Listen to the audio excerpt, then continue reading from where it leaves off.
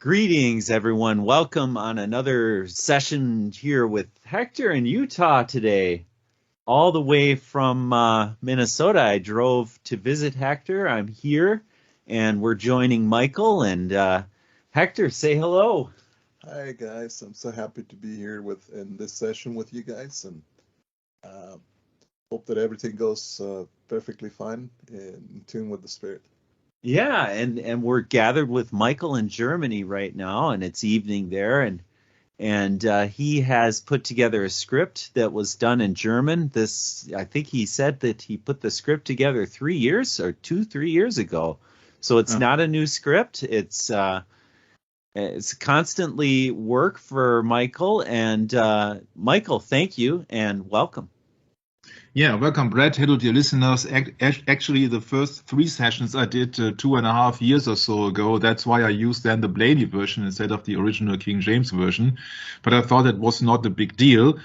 I know that for some people it is a big deal, but it was just about the Old Testament, more or less, and I didn't had any time to redo it now for the other versions because I'm really yeah, I have to have more time, but I cannot have more time. It is just also in Germany that every day only covers 24 hours. I'm really sorry, but as I'm not doing it professionally at this moment, I've just been stuck with some things I did in the past, and in the past I used the Blaney version for just explaining about the Lucifer, Satan, devil thing. Yeah. So, and this usually I do it in the original 1611 version. Although I know that some people also then complain because it is hard to understand sometimes because you have to rethink what the words actually mean.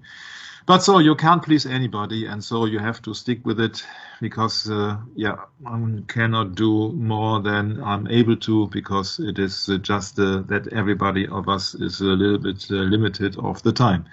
So that was the explanation for why I did use the Blaney version instead of the original 1611, because I used to do that 3 years ago. And then Jörg and me, we changed to the 1611 original version. But as that script was intentionally not used to be used or not thought to be used for conspiracies, but just for the satanic music agenda, as a kind of introduction or background info, I thought it would be very appropriate to use it also for the conspiracies series, because I haven't done that in German so far.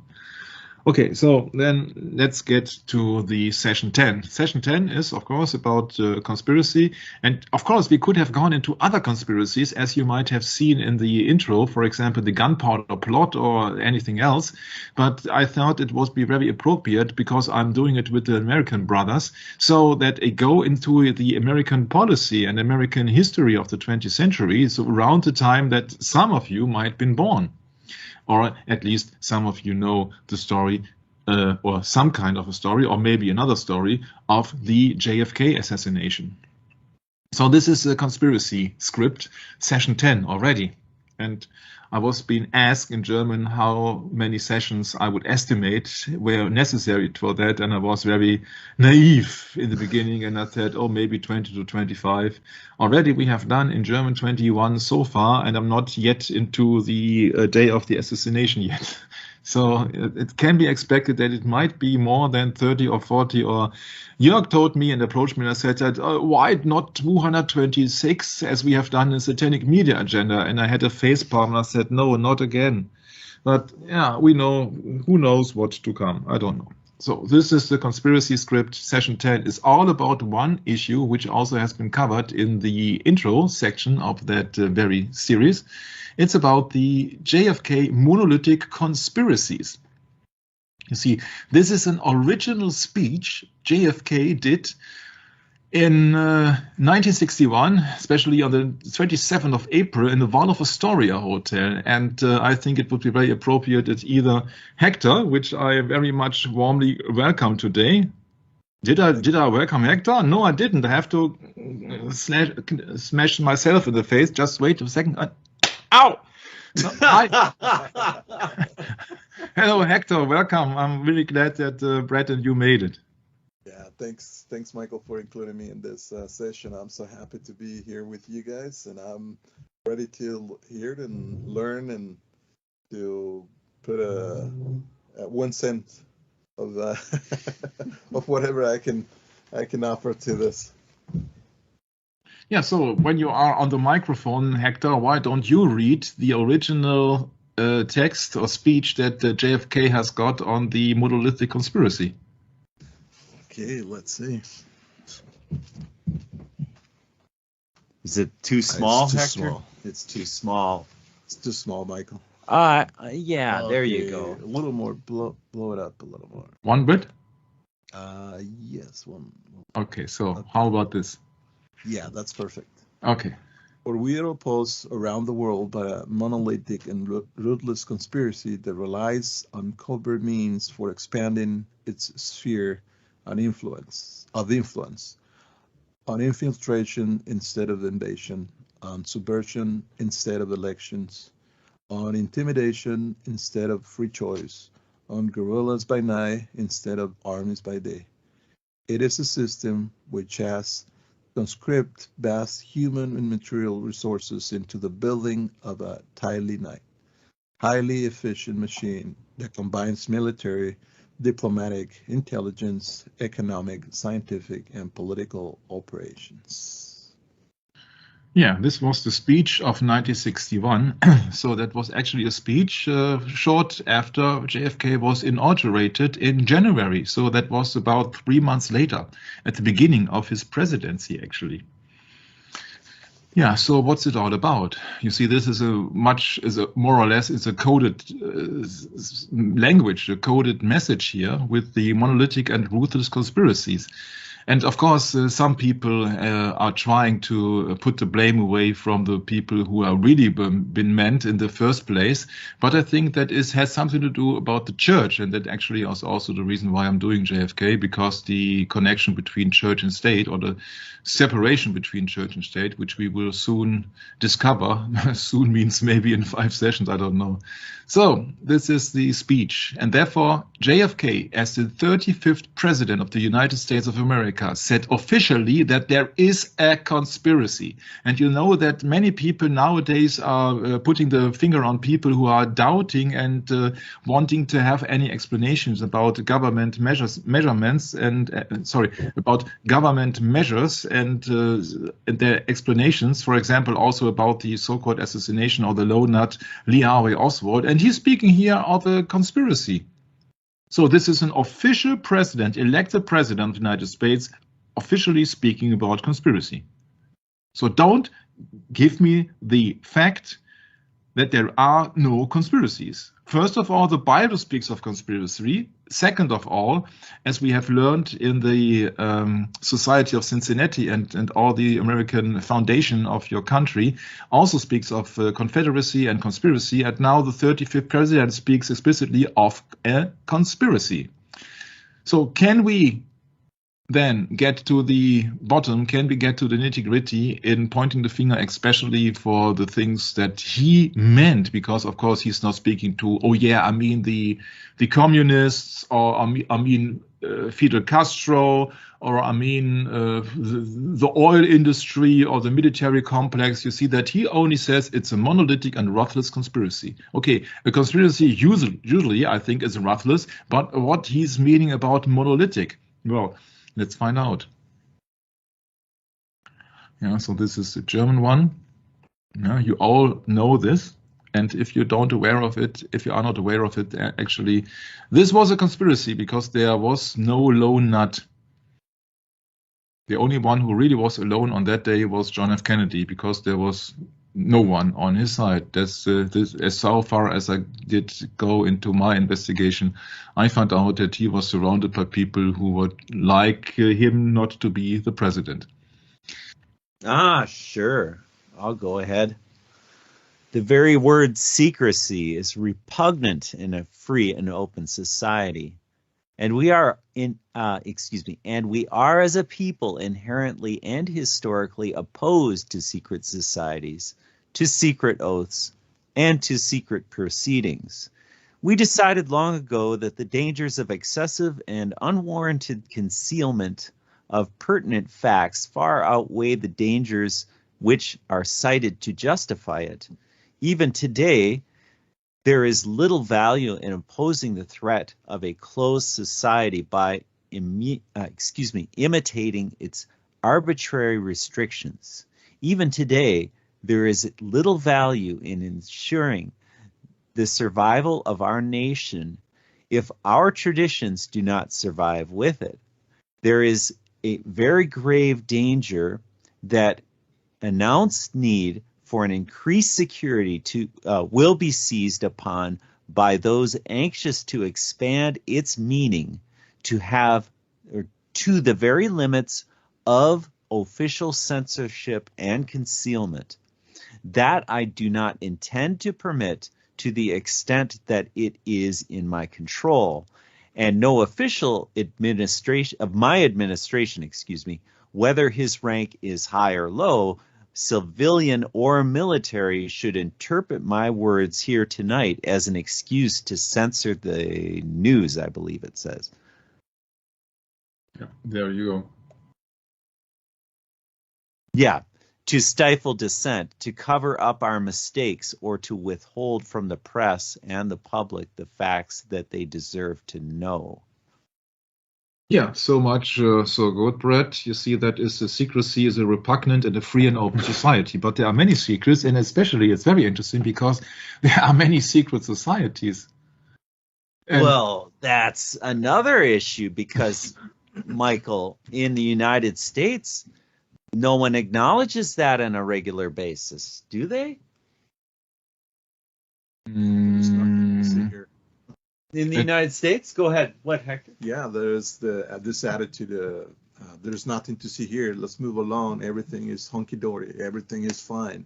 Yep. Everything is perfect. Our government is perfect. Our people is perfect. If you do anything in secret, you have to hide anything. So you're not honest. Yeah. Therefore, Correct.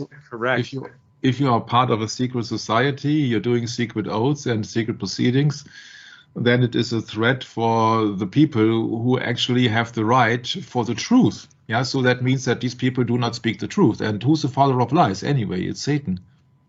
There we go. And I came to the fact also that if you go into the etymology of it, it's very interesting, because then if you type in secret, it means to hidden, to conceal, to private, to set apart, to separate from others. Mm-hmm. Yeah, that's right. To keep secret. Mm-hmm. Secrecy, etc. And I don't know if it is in English, but in German, you have also another meaning for that. I will show you. In German, you write it with a K instead of a C. Yeah. So if you change from secret to secret, yeah, secret means let's do it in Wikipedia. Yeah. Also secretion from secretio. You see that the root is the same. Secretio means to separate. Yeah. Means fluid things who are fulfilling a special function from certain cells. Mm-hmm.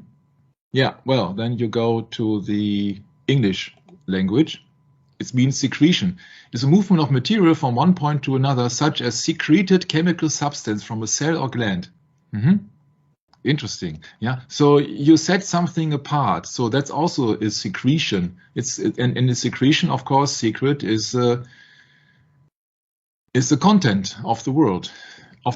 So, and I don't know if you think of the same logical conclusion. No, you don't.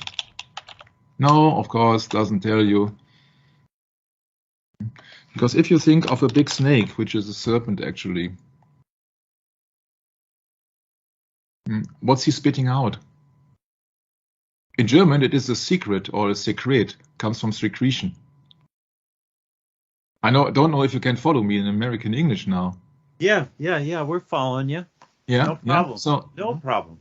Yeah, so you see that secretion here is a secreted chemical substance from a cell or gland. Venom. Mm-hmm. Venom. So, yes. Venom. Yes. And so this is what the snake actually does.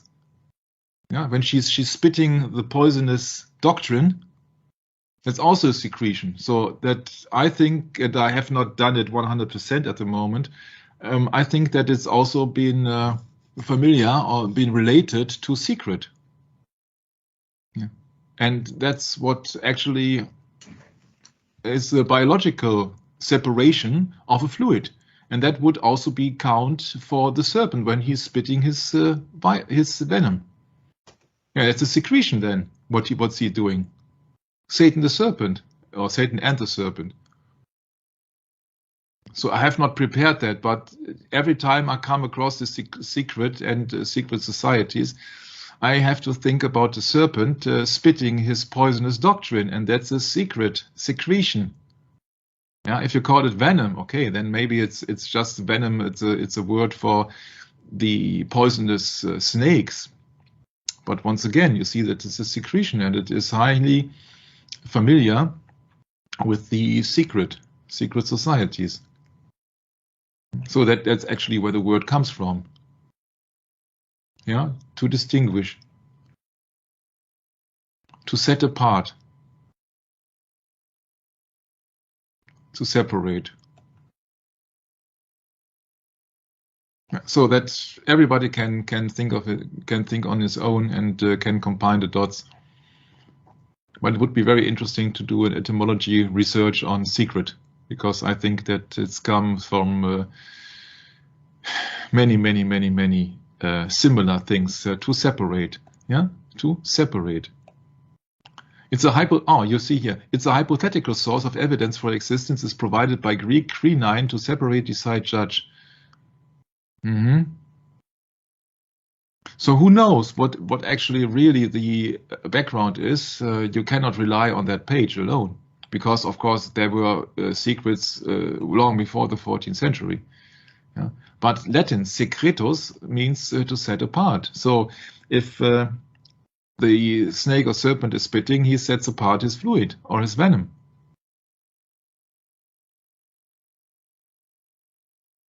Yeah, that's my train of thought at the moment. Yeah, that's right, Michael. That's very interesting take on what is done in secret societies. It's actually, it has a physical effect in the world.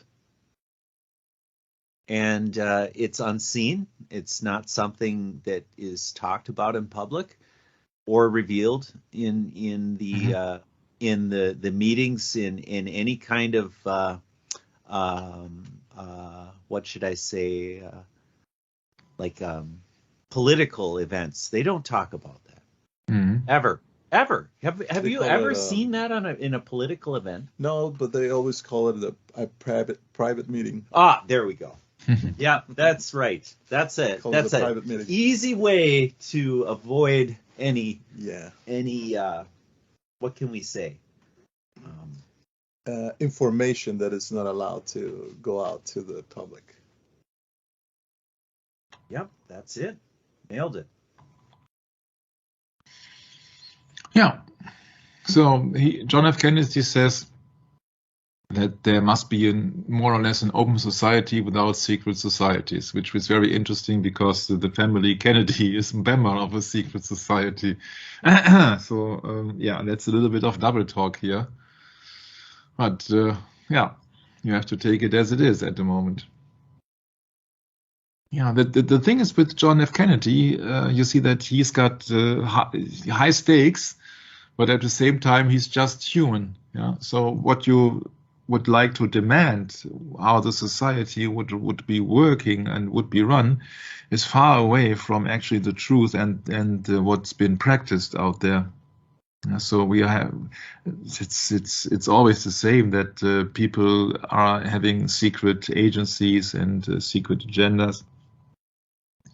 I think that you know these these things, that this is the long speech. Yeah. For example, he says, if you are awaiting a finding of a clear and present danger, then I can only say that the danger has never been more clear and its presence has never been more imminent.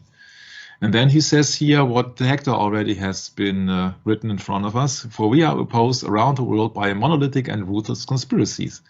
Uncovered means, so it is hidden. So what can he mean? Well, I got some historian here, named Feldhey. He says, speaking of the Jesuits, or how did I come to the Jesuits? Because I was doing that session with Jörg from Belgium, and he says, of course, monolithic conspiracies can only relate to the head of the Jesuits, so the general of the Jesuits, because everybody is bound to an oath to obey the general Jesuit, the Jesuit general. So can it be that it has something to do with the church? Because the church, for example, the Roman church has to obey the Pope, and for example, the Society of Jesus has to obey the Jesuit general. So they have to obey just one person, one authority in the end. That's what it is been meant, monolithic. Monolithic means one, not stereo. Stereo, I got two speakers, but monolithic actually means one, to obey to one, or an order just only from one. And so this historian called Feldhey noted that Jesuits took advantage of this to study Copernicus' work. When Copernicus has released his work just weeks before he died, but the Dominicans still shunned it. Feldhey maintained that this difference in approach exposed the Jesuits to suspicion of heresy by the Dominicans.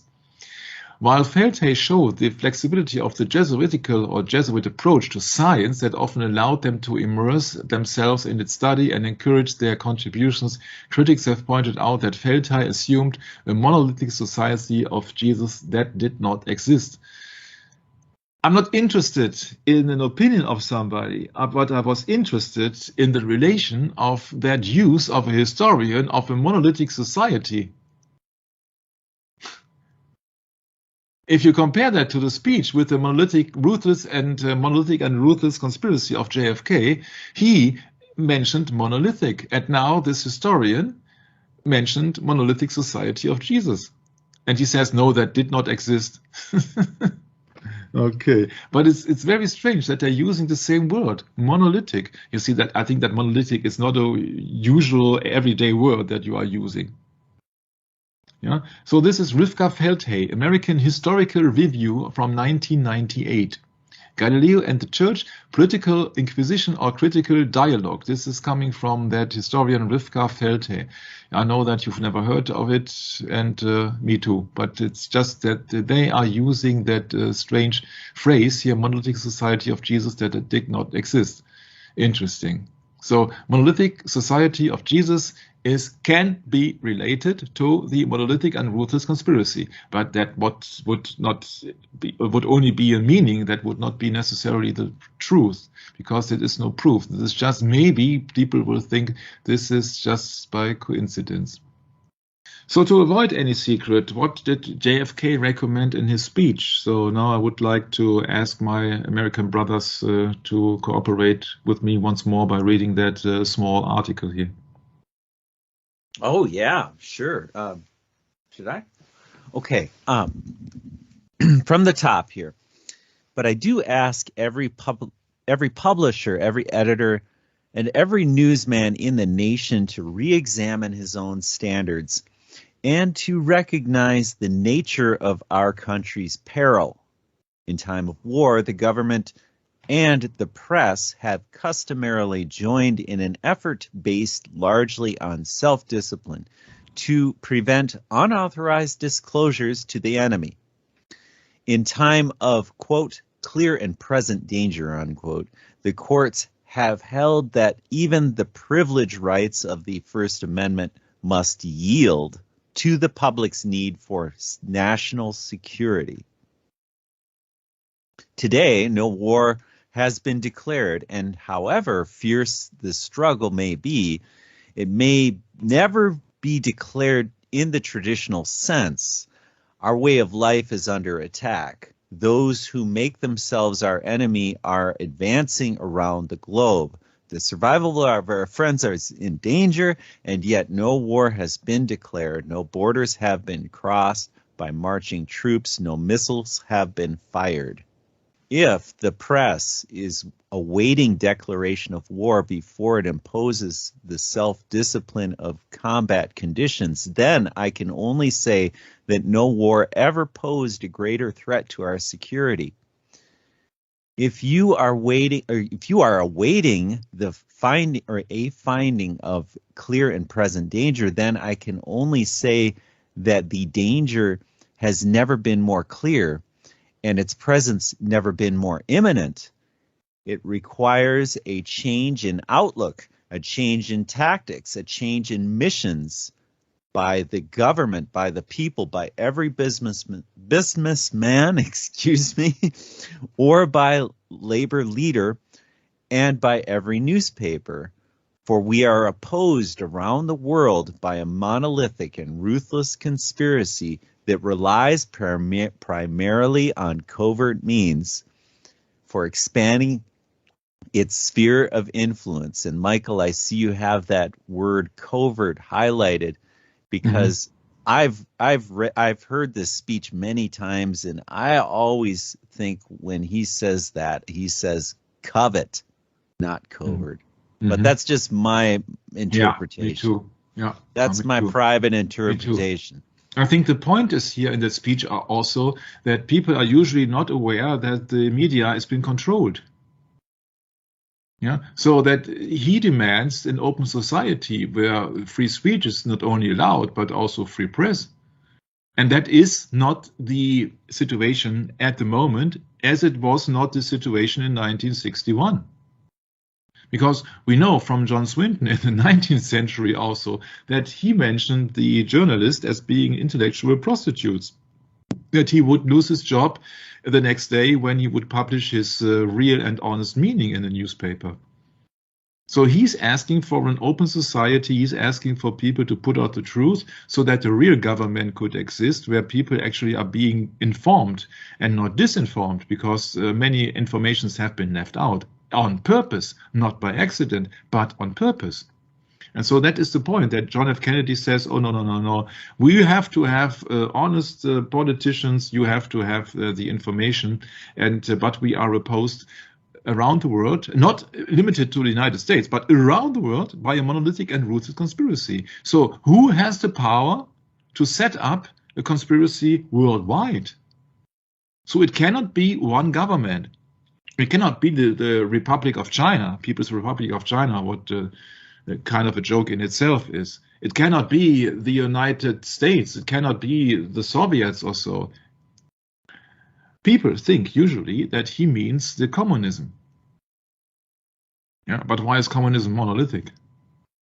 The monolithic means a single large block of stone. No, I always think about the Kaaba, the black stone. Isn't that interesting? Every time. Yes. Yeah, and these stones are usually has a symbolic meaning to Saturn, which means Satan, of course.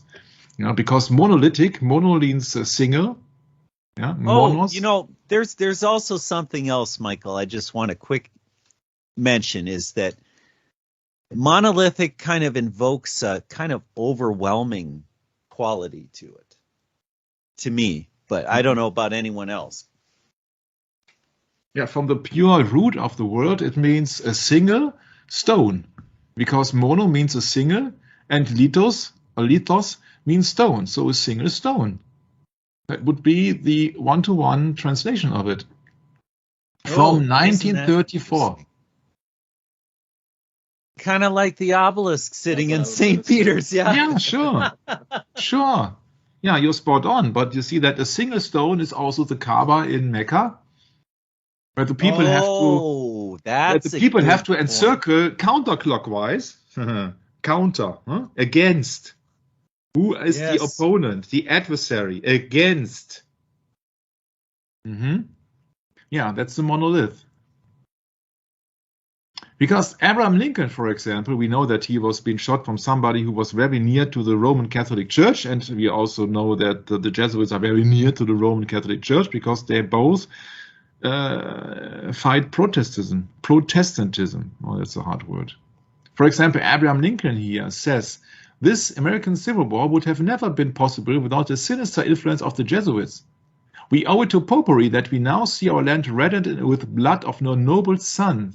So that means that he only lived until 1865. 1865, that's correct. He only lived until 1865, which means that it is about 100 years before JFK spoke about the monolithic conspiracy that Mr. Lincoln, who was also assassinated by a gunshot, for example, that he was speaking of the Jesuits.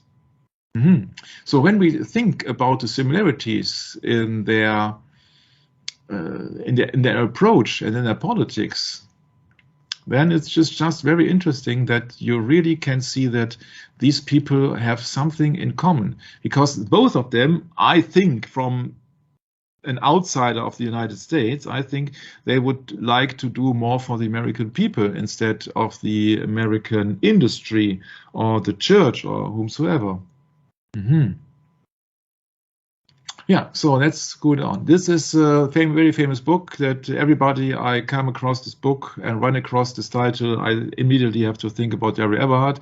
It's, of course, Charles Chiniquy, whom, however he will be called, the conversion of a Roman Catholic priest called 50 years in the Church of Rome. Of course, this is a Catholic church, the Roman Catholic Church. So Church of Rome means the Roman Catholic Church. That's why Mary here is depicted, which is the Queen of Heaven, which actually is Semiramis, or name any other goddess who never existed.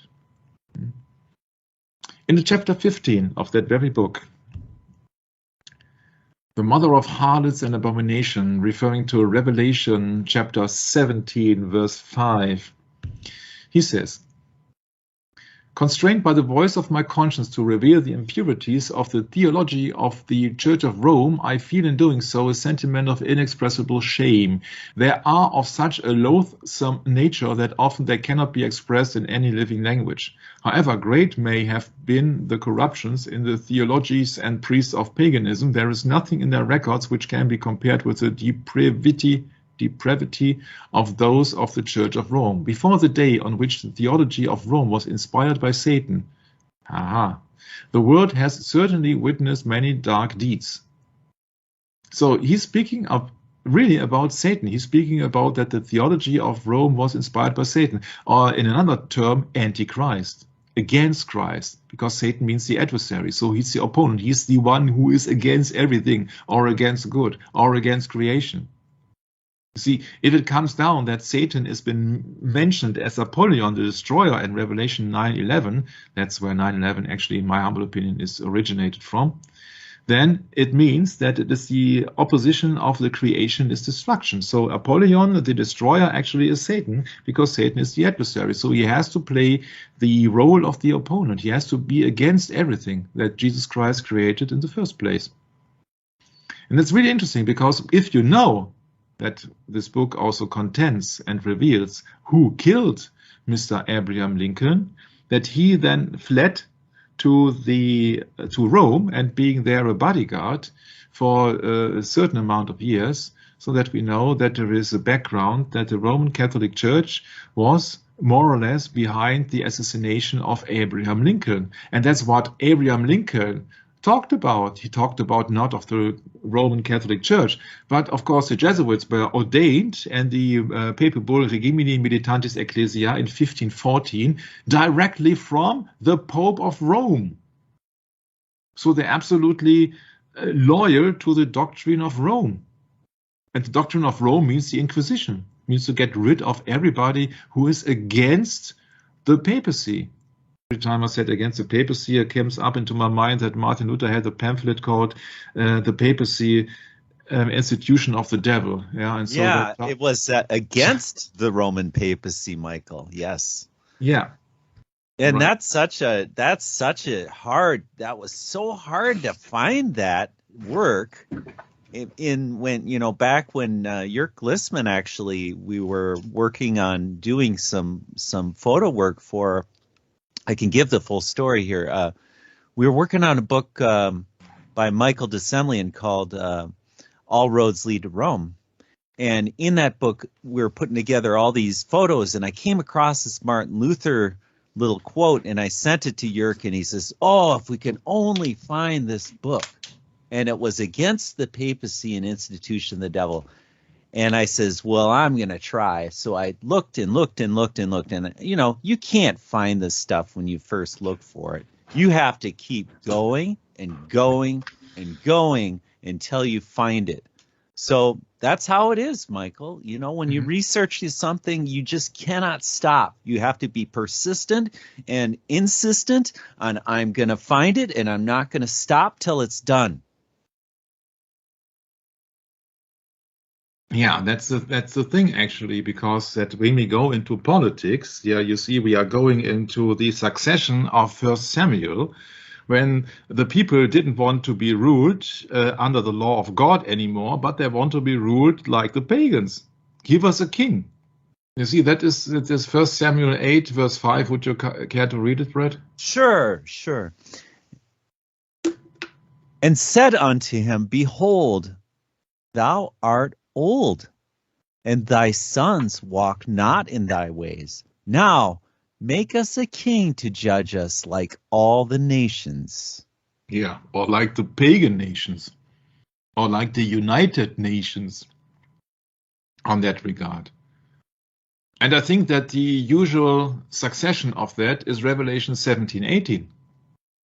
Because you see that if there is no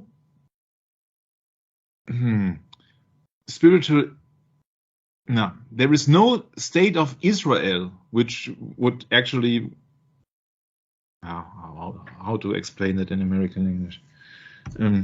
You see, the state of Israel now being founded in the late 1940s has nothing to do with the real Israel. And in 1 Samuel 8, people demanded to be ruled by a king, and not by the King of Kings, not by God himself. So therefore they wanted to be ruled like pagans. And I think that therefore the logical succession of 1 Samuel 8 is Revelation 17:18, because the kings of the earth are also dependent on the woman which thou sawest is that great city which reigneth above the kings of the earth. And what is JFK, or was JFK, or Abraham Lincoln, or what else, other than one of the kings of the earth as the president of the United States? Usually he's been seen, or every president has been seen, as the mightiest man on the earth.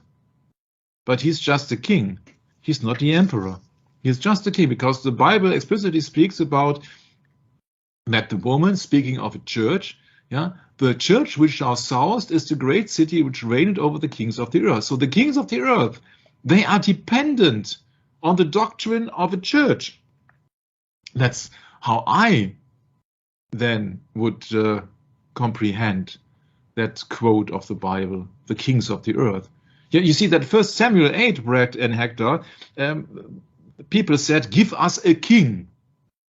And in Revelation 17:18, so close to the end, it's been said that the kings of the earth, so that these are, of course, the successors of the king that in 1 Samuel 8 were mentioned, they are not really kings. They are minor kings, but they are being ruled also under the yoke, the doctrine, or what else, or the laws of the woman of that great city. Because what kind of a king are you when there is somebody who is reigning over you? And that is for me, the absolute 100% fitting verse for the problem that JFK was facing. He thought of himself as being now the president of the United States, being the one who now setting the rules, but the Revelation 17 clearly speaks that all the kings of the earth are being ruled by the doctrine of the church, of that great city, when we know it is Mysteria Babylon the Great, and it's the Roman Catholic Church, the Roman Universal Church. That's my understanding. You see that you could close any discussion or conspiracy or what else when you know that, when you really understand that verse, Revelation 17, that there are no independent kings, that there are no independent kingdoms, that there are no independent rulers on this earth. Maybe may they be called a president, may they be called a governor, may they be called a chancellor, or what else. These are just minor kings, but they are all ruled through the doctrine of the church of that great city. And you know that in the last session we talked about the 1960 speech about religion from JFK when he was on his campaign to win the presidency in 1960. And he says, I'm not the Catholic candidate for president. I am the Democratic Party candidate for president, which happens also to be a Catholic. But you see, that is not possible, because the Bible clearly says that above the kings of the earth there is a doctrine of a church. So nobody can rule on its own, because the head ruler is the woman, the great city, because she reigns over the kings of the earth. Do I understand something incorrect, or what would you say, Hector and Brett? Yeah, Michael, it's really interesting that you come across this point, because of I was doing some, deep kind of thought about how about Israel in the scripture. And I started reading in the book of Isaiah, and I came across Isaiah chapter 45, and it's a very specific direction. And I think this really touches upon where we're at right now in your script. And if we say Isaiah 45:15 through 20, if you wouldn't mind, Michael, I'll just read it quick. Just please hang on and I can show that. Beautiful.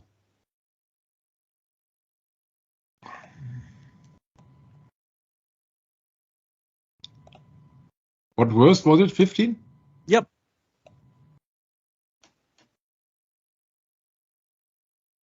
Now, I apologize to our listeners. I'm going to be reading from the Blaney version, even though Michael has the 1611 version up. I can switch that. No. Leave it, please, and just notify me if there are any mistakes I make, okay?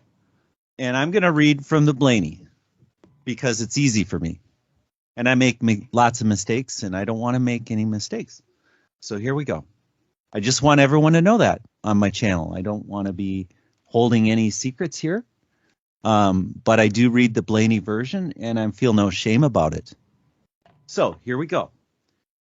Verily, thou art a God that hidest thyself, O God of Israel, the Savior. They shall all be ashamed. They shall be ashamed and also confounded, all of them. They shall go into confusion together. They shall go to confusion together that are makers of idols. But Israel shall be saved in the Lord with an everlasting salvation. Ye shall not be ashamed nor confounded, world without end. For thus saith the Lord that created the heavens, God himself that formed the earth and made it. He established it. He created it not in vain. He formed it to be inhabited. I am the Lord, and there is none else. I have not spoken in secret in a dark place of the earth. I said not unto the seed of Jacob, seek ye me in vain. I, the Lord, speak righteousness. I declare things that are right. Assemble yourselves and come. Draw near together, ye that are escaped of the nations. They have no knowledge that set up the wood of their graven image and pray to a God that cannot save. And it continues. I mean, we could keep going on this. But I think that lines up pretty good. Yeah, it's very interesting here. I have not spoken in secret. That's right. Yeah. That's right. So, you see that Jesus Christ did not create the secret society, or did he? Quite the contrary. Yeah, on the contrary, yeah, absolutely. And so that is my valid point. You see that it's also interesting that everybody who would not understand that the woman means a church would say that, oh yeah, that is gender. Yeah, because a woman is more powerful than a male king. I don't know what the Catholic Church or what whoever will come up with any fancy explanation about that verse. But you see, that is the book of Revelation that has a different meaning. The woman has a different meaning in prophecy than usually been depicted in the Bible, and that's what many people are not taking into consideration when some people are accusing me of using stars, and so that means so and so. It is everything has to be taken into consideration into the content. You have to see the content. Yeah, you see that, for example, the key of prophecy when it comes down to numbers of years also doesn't mean something else. And you see the woman here is not meant that the same woman that it has been meant in the Garden of Eden, because it is a book of prophecy. Michael, I think you mean context.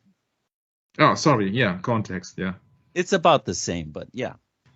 Yeah. If somebody would have a discussion with me in German, it would be much more easier. But sometimes I'm just mixing up the words. So pardon me. But what I want to say is that if you now would compare the book of Revelation with the Genesis,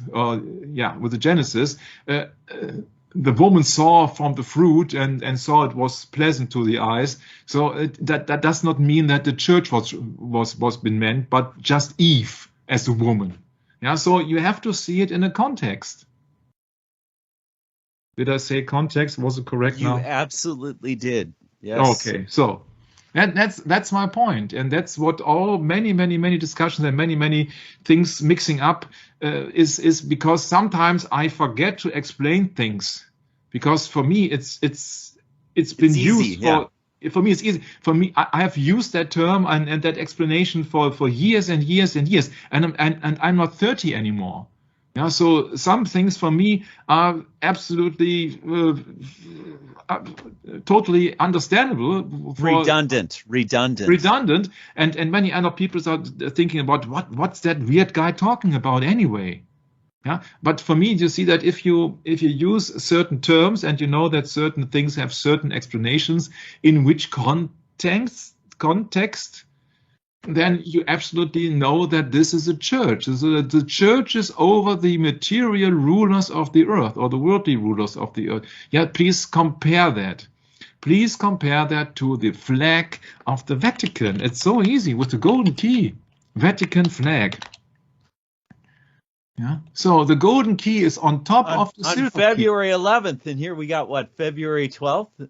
February 11th, 1929, Benito Mussolini signed the Lateran Treaty, and that was basically when they created the flag. If maybe they had the flag before, I suppose they've had it for a long time. Yeah, but we know that silver stands for material things. You see that Jesus Christ was betrayed with 30 coins of silver. But that's the point is here that it's clearly that the golden key is on top of the silver key, and gold is the color which the priests are using for the mass.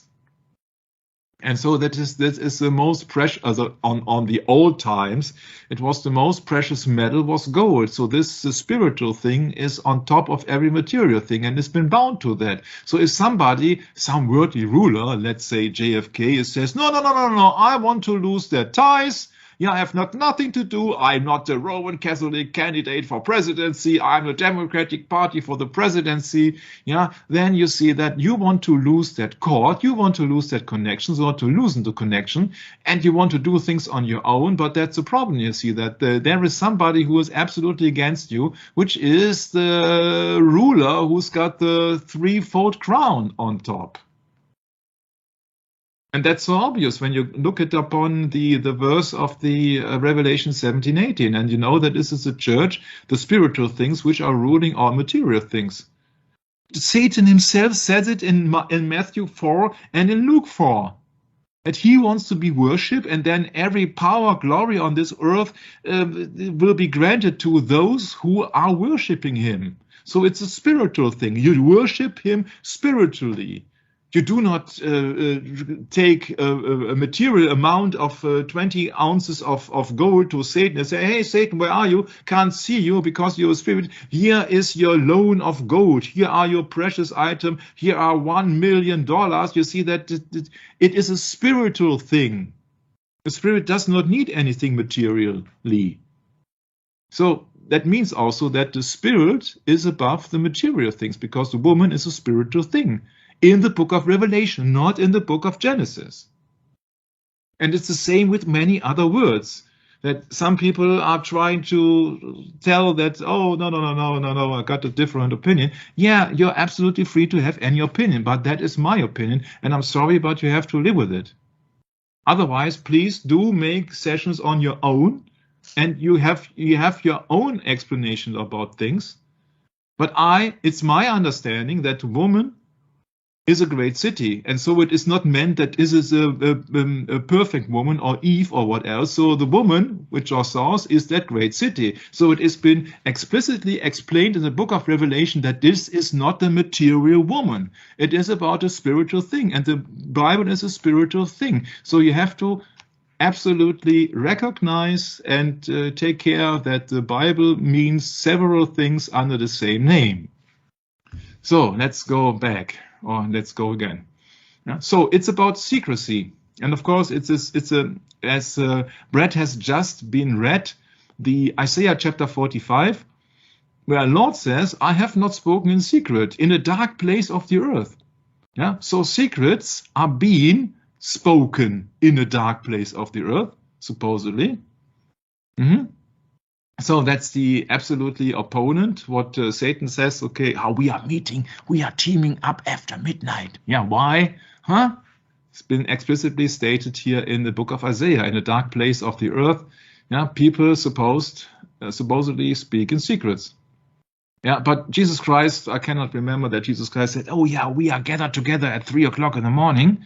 Yeah, and then it goes on to say, I said not unto the seed of Jacob, seek ye me in vain.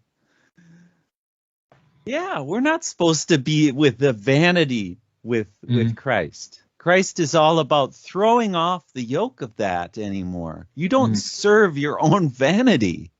Yeah. And the devil is just the opposite. Oh, it's all about me. Ooh, I'm so good and I'm so cool. Yeah. Yeah. And so you see that conspiracy means this is a constructed word of con and spirit. Yeah, so I will separate it. Separation. Yeah, conspiracy means con-spirit. So two are in the same spirit. So you need at least two people for a conspiracy. That's the first condition. If not more. The more the merrier. At least. Yeah. Or the least. Yeah, but the thing is, though, you have to be in the same spirit. So a conspiracy is a spiritual thing. It is not that people are playing poker and says, oh yeah, $50, $100. It is a conspiracy, means two are in the same spirit. So once again, when Mr. Kennedy says about a monolithic conspiracy, he says that is a contradiction in itself, because for a conspiracy, you need at least two. But now it is monolithic. It is a single stone. So this is a contradiction. That reminds me of another single stone. The one in the Bible. Yeah. It's the book of Daniel. The one which the builders rejected. They rejected that single stone. If you start with the book, if you start with the stone, then you only have to ask Jörg and Tom. Because that's their prominent issue. That is, of course, the middleman statue of King Nebuchadnezzar. That Jesus Christ, the rock, will crush at the end of the days all the kingdoms of the world. Yeah, so that's actually the contradiction. How can Kennedy talk about a monolithic conspiracy? And because it is a contradiction, and I think that thank you for that, Michael. That is totally in context to what we're talking about. So. Every now and then a man needs to be corrected, because it says in Scripture, iron sharpens iron. So sometimes when someone makes a mistake, it's a blessing in disguise because they can be corrected. At least, God willing, we hope they can. Yeah, just to make it perfectly clear that monolithic and conspiracy is a contradiction. Yeah. On the one hand, you have just one, a single stone, mono, and then you have con. What's contrary is mono and con. So this is a contradiction here. Cannot take place. Yeah, you cannot have a conspiration by one. Haha. And that's the thing, yeah. So this is a conspiration. So people have gathered together, at least two conspiration, yeah. But this is a monolithic conspiracy. So that means, in our understanding, that all the people who are joining these conspiracies are gathered together under the rule of one. And if you then know that a conspiracy, of course, comes from spirit, then it's a spiritual thing, because, of course, before you act, you have to think about something. So the spirit is driving your body. That means that there is a gathering of people in a conspiracy, but they are being controlled by one. Who could that be? And if you then think about, for example, the assassination of President Lincoln, yeah, so we know that one of the suspects, he fled to the Vatican. And the Roman Catholic Church, as being present, let's say, around the world, right? Mm-hmm. Yeah, is being ruled by one, because the Pope says he's the infallible. He's infallible when he's preaching. And he's the replacement of Christ. So, that also would fit, not only the Jesuits, but also the Roman Catholic Church would fit the idea of a monolithic conspiracy. Because people are in the same spirit. They all go to Mass. So they are in the same spirit. Speaking of the golden cup in the golden key of the Vatican flag, yes. Or the golden calf. Yes. Yeah. Mm-hmm. Yep. That's absolutely right. Yeah. What do you think, that the Roman Catholic Church is more about the tradition of Moses or more in the tradition of Aaron? Yeah. Oh, that's a rhetoric question, huh? Mm-hmm. Of course. Yeah. And people really think that this speech is about what I want to try to point out. Don't know when it was. Long time ago, very long time ago. Wow. Yeah, you see, he's mentioning here around the world. Yeah, and of course, doctrine goes around the world. It is not bound to borders or races or gender or age. Around the world, you see, the Roman Catholic Church, for example, has members all around the world. And they are in the same spirit, but ruled by a monolithic leader. And that would be, in that case, in that regard of the Roman Catholic Church, the Pope, or in the regard of the Society of Jesus, would be the general of the Society of Jesus. Because, for example, the website mythdetector.ge says Masons are communists. What threat did John Kennedy speak about in 1961? And these people really think that it is about the Cold War. But the problem is that, yes, Mr. Kennedy has spoken about the Soviets or the communism, but that has nothing to do with the monolithic conspiracy around the world. Interesting enough, when you talk about the monolithic conspiracy, is a comment of the former CIA official, Agent E. Howard Hunt. He admits the Jesuits form the greatest intelligence service in the world and always have. A former CIA officer, E. Howard Hunt, who is most famous for his role in the Watergate burglaries alongside Jesuit-educated devout Catholic G. Jordan Liddy, and his role on the ground in the 1954 coup d'etat in Guatemala, said in an interview in the documentary A Coup Made in America, which aired on Canadian television series Turning Point of History in 1998, speaking on his role on the coup d'etat in Guatemala in 1954, now widely published publicized on the internet that, quote, "We had gotten the okay from Cardinal Spellman to go ahead with this. And I wouldn't presume to trace the lines of authority within the Catholic Church, how they get their information they deal with. We've always said in an admiring way that the Jesuits form the greatest intelligence service in the world and always have. So not on 1954 or only, but also later and before, always have." Once again, his quote is, "the greatest intelligence service in the world and always have." Around the world. The greatest intelligence service, you know that the greatest intelligence service means greater than the CIA? Yeah, there is a link to a documentary, and I will insert that video right here. The Cardinal uses his authority to enlist the full cooperation of the head of the Guatemalan Church, Archbishop Arellano. Cardinal Spellman convinced his counterpart in Guatemala to issue a pastoral letter several months before the coup, in which the Cardinal basically spelled out his message to the flock that they should rise up against the communists in Guatemala and overthrow them. And then the CIA took that pastoral letter and airlifted it around Guatemala. I didn't author the letter myself, but I think propaganda shop turned it out.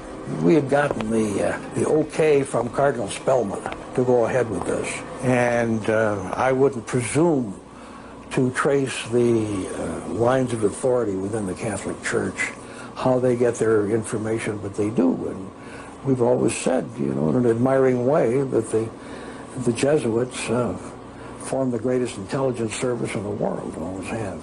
E. Howard Hunt comes along with his subtitles and says that the Jesuit formed the greatest intelligence service in the world. Right, right. Yeah, so what does that mean? Yeah, that does mean that all the intelligence services around the world, be it the German, the Soviet, the Russian, the Chinese, the American, the Mexican, or what else, are nothing compared to the Jesuits, because he says, okay, I'm an agent of the CIA, and I assure you that there is no greater intelligence service than the Jesuits. That's right, Michael. And you know that's really a very troubling and very unpleasant thing for someone who has no faith to hear. Mm-hmm. That there really is a conspiracy, and it really does have to do with religion. Yeah. It's a religious problem, which there is no solution, by the way, not by man. So we're really headed for all hell. All hell. Yeah, and then you see that I have copied here, for example, also to other things. One of them is, you can also look it up, it's the Miranda Prozos, that the Catholic Church says, from by divine providence, Pope Pius XII, so Eugenio Pacelli, has published that. He says that there are very remarkable technical inventions which are the boast of men of our generation, and of course that these inventions have to use by the Roman Catholic Church to spread, of course, the church interest, reasons for the church interest. And that is together with Miranda Prozos, together with the second letter of the Pope, of another Pope. The second letter is, you can look it up everywhere, Inter Mirifica, yes. Oh, no, it's really a shame that I cannot share my screen anymore. It's Inter Mirifica. And you know what the really interesting thing is, then later when we go into the assassination of Kennedy, it's really interesting because that Inter Mirifica says in chapter 1, the Catholic Church, since it was founded by Christ our Lord, which is a blatant lie. Oh, yeah. And you can look it up if you look to Vatican.va, or if you just type in on yourself your Inter Mirifica. You know, Michael, let's just pause there for a second, if you don't mind. Yeah. The Catholic Church. Now, in the Lutheran Church, they justify the Catholic Church with Martin Luther. Now, if that isn't Jesuitical, I don't know what is. Mm-hmm. So it's okay to be Catholic as far as the Lutheran Church of America is concerned, you know? I'm not talking about Martin Luther. I'm talking about the Lutheran Church of America. Big difference there. We're talking hundreds of years down the line of just subtle lies, subtle changes, subtle doctrinal changes in the church, in the body of, supposedly the body of Christ. Yeah, this is a big deal. This is not a small deal. They have misrepresented Christ, and they are going to pay an eternal price. This is not a small matter. And all of the people deceived by that. What I would like to point the finger to is that when the Pope puts out a doctrine, puts out an encyclical, puts out a papal bull, then it is law for all which are in the same spirit. Yeah, for all the believers in the Roman Catholic Church, because the Pope is the head, undisputed and infallible since the first Vatican. What was it, 1870? Yes, First Vatican Council, correct. Yeah. Actually, it was in the December 1869, excuse me. Yeah. December, yeah. Technically. Okay, so, and now I will read to you the first prominent articles on the chapter 1 on the teaching of the Church from Inter Mirifica. The Catholic Church, since it was founded by Christ our Lord, also that's their explanation, to bear salvation to all men, and thus is obliged to preach the gospel, considered it's one of its duties to announce the good news of salvation also with the help of the media of social communication and to instruct men in their proper use. And now comes the big one. It is therefore an inherent right of the Church to have at its disposal and to employ any of these media insofar as they are necessary or useful for the instruction of Christians and all its efforts for the welfare of souls. To have at its disposal and to employ any of these media. That means the Church says they have the right to have not only all means necessary on the media for their disposal, but they own the media. John F. Kennedy was assassinated in Dallas on the 22nd of November 1963. You might think for yourself, oh yeah, that's common knowledge, so what's it all about? That's no big deal. Yes, but the publication date of that Inter Mirifica, when the church says, oh no, media is all ours, is from the 4th of December 1963. So it's 12 days after Kennedy was assassinated. But that is only the official publication date. That does not mean that that state of control, that state of approach was not only valid before. And that's why I came up with the idea, and this is my absolute conviction. I'm totally convinced that there is not one artifact, not one picture, not one video, not one newspaper article which is not manipulated when it comes down to the assassination of John F. Kennedy. It might sound a little bit far-fetched for some people, but when we know that John Swinton made this famous speech in 1883 or so, that journalists, so speaking of newspaper, because of course 1883 there was no radio, there was no smartphone, there was no television, there was no cinema. 1883 it was just newspaper. And he says, if I would tell the truth, I would lose my job instantly. We are only intellectual prostitutes. It was in 1818 somewhere. And so 80 years later, when Kennedy was assassinated, 12 days later, the Roman Catholic Church came up with Inter Mirifica, an inherent right of the Church to have at its disposal and to employ any of these media. Bam.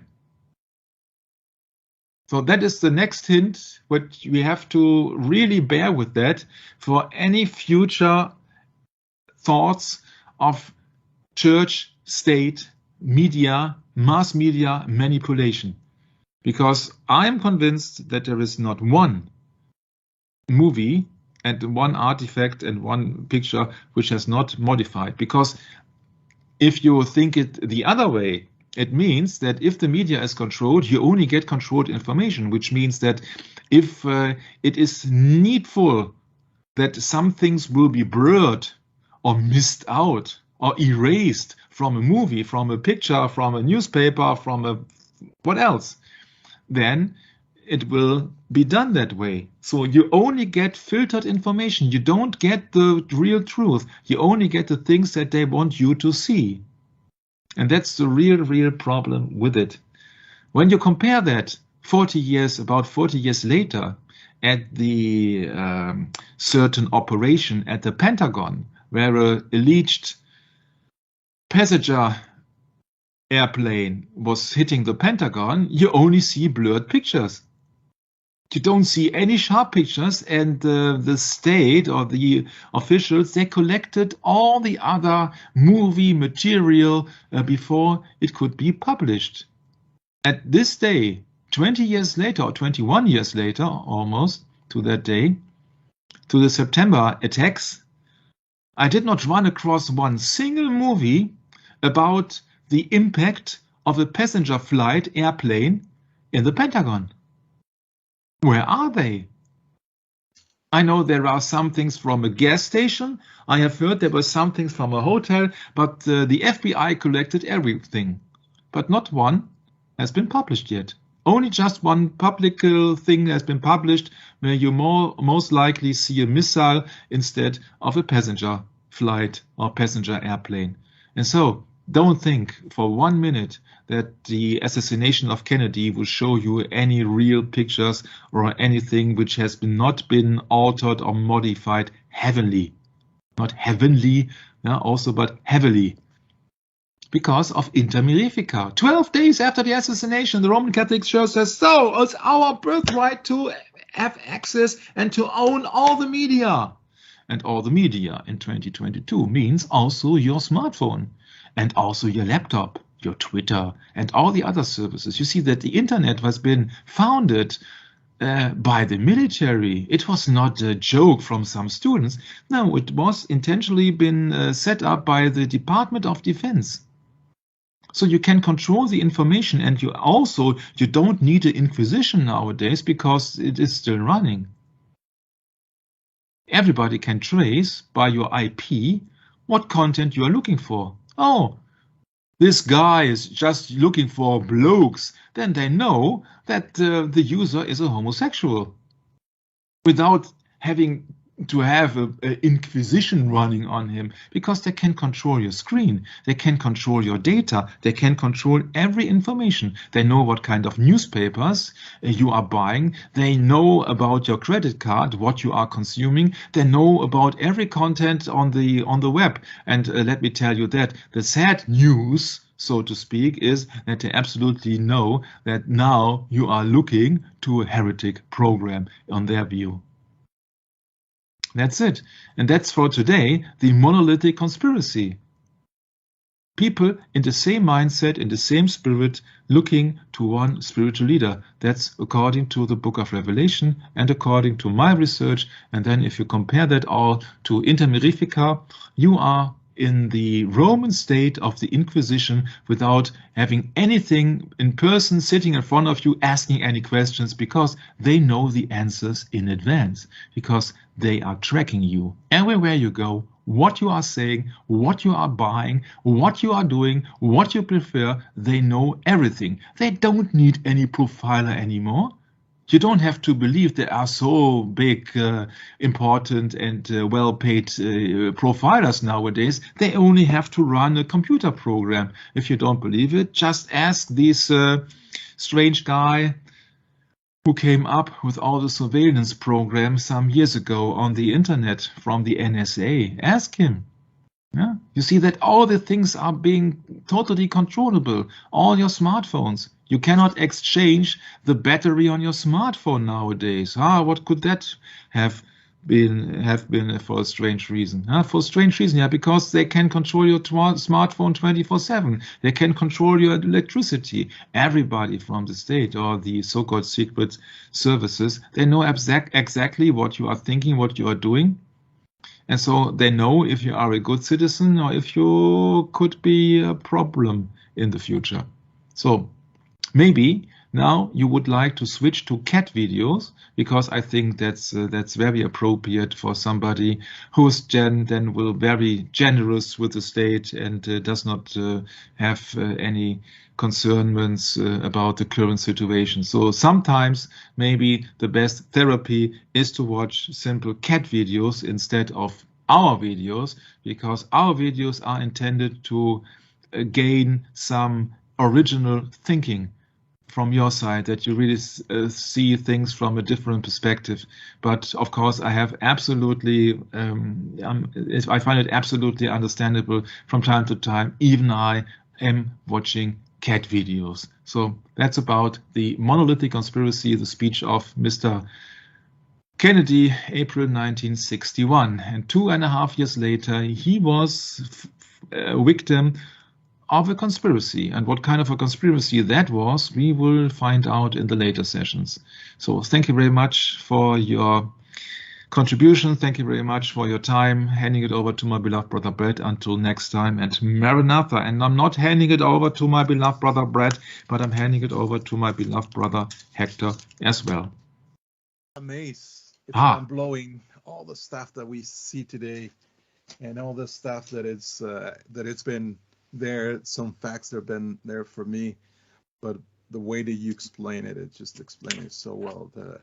On the spiritual side and how the spiritual side always controls the physical part of this world. And it's true. It's monolithic, and it's even when the two words monolithic and conspiratorial, they're an oxymoron. I mean, one is a spiritual. The only way for this to work, one is a spiritual and the other is a physical, and that's when they can make it work together. It's well, the way I see it, it's just a mind-blowing experience today. Thanks, Michael, for the invitation, and thanks to Brett that is here in Utah, where we have this gigantic and monolithic building, which is called the NSA, where all the information that we research on the internet, it's recorded, and it's there's profiles probably from all the people here in the States, at least, or the world. So it's man. Today we're here in Utah. Can you imagine recording this? You know, it just is incredible, Hector, driving from Minnesota to Utah. And I happen to take the scenic route, because I'm an outdoorsman. I don't consider myself to be politically involved in the least bit. Actually, I tell everyone out there on the street that I am a political atheist. Actually, I have no faith in politics. Politics cannot save a man. It only confines you into that little sector that you can easily manipulate and entice, and not only that, but actually control you. And this scripture that we just read in Isaiah 45 speaks so clearly to the body of Christ. Escaped of the nations. This is the title of my new endeavor. I'm going to start a new channel and a new direction on Odyssey, Escape to the Nations, where we can speak openly and frankly on any topic, and we will have no restrictions from YouTube. None. But that's for a later date. But today we are with Michael in Germany on the Brett Norman YouTube channel. And look, it's not an easy road here. But to get back to my point, to drive from Minnesota to Utah, it is so, what's the word? It's such a, you come from the flat plains all the way to the grand, just the magnificence of it. And visually, it just strikes you, And I've always been struck by that. And ever since I was young, I always drive out west, and I really enjoy it. And I've forgotten for all these years, it's been since my 30s, my early 30s, that I drove out of the West and came back to live with my parents again. And, I am so blessed to have that experience. Instead of, burning the bridge with the family and, I'll never talk to them again. I mean, a man can have that kind of attitude really easily in this society. And I almost did. I almost had that unforgiving spirit where I just wanted to cut the family off and be done with it because I was so upset with what happened. But, this is how the hand of God works with us. It takes time. And no, you really don't heal, but what you do is you come to a new understanding, and you understand that, yes, okay, I wasn't the man I once was. I did have some problems, and I have to sort them out, and that's a process that takes time. It's called sobriety. And that was a major step. But anyway, to come from Minnesota all the way to Utah today, and to just see how decadent things have become, not only here, but back at home and around this nation called the United States of America, and the politics and the way they work together. And there's this synergy going on right now, and you can't talk about certain things on YouTube anymore. And, we've done dozens and dozens of sessions with Daryl Eberhard, and what do you say to the man? I'm sorry, but the whole channel's going to get taken down by publishing those sessions. Michael, you and I both know it, and Daryl does too. But, the people we're wounded. We all have different qualities, different ways that we've been deceived by different people in different situations. And no one's going to agree. We're all fighting against this thing, but we don't agree with each other. We all think, oh, no, it's got to be this way. So then that's what we should do. We should take it that direction. And I want to just really thank Michael for taking the time to break it down and to bring it back to the States for us here, because we're in a great need right now of information, and that information should be biblical information. It should be true to the word, to the letter, as it states in Scripture, but we've lost it. And we lost it a long time ago. So it makes it even tougher, because now it's a historical battle. It's a battle of what history is correct and what isn't correct. So yeah, you talk about a dogmatic view, and then you talk about an entirely different set of parameters because of the wounds that have been inflicted on each and every one of us, dear brethren. So let's all bring it back to the Bible here, Revelation chapter 17, verse 2, with whom the kings of the earth have committed fornication, and the inhabitants of the earth have been made drunk with the wine of her fornication. Thank you, Michael. God bless, and Maranatha.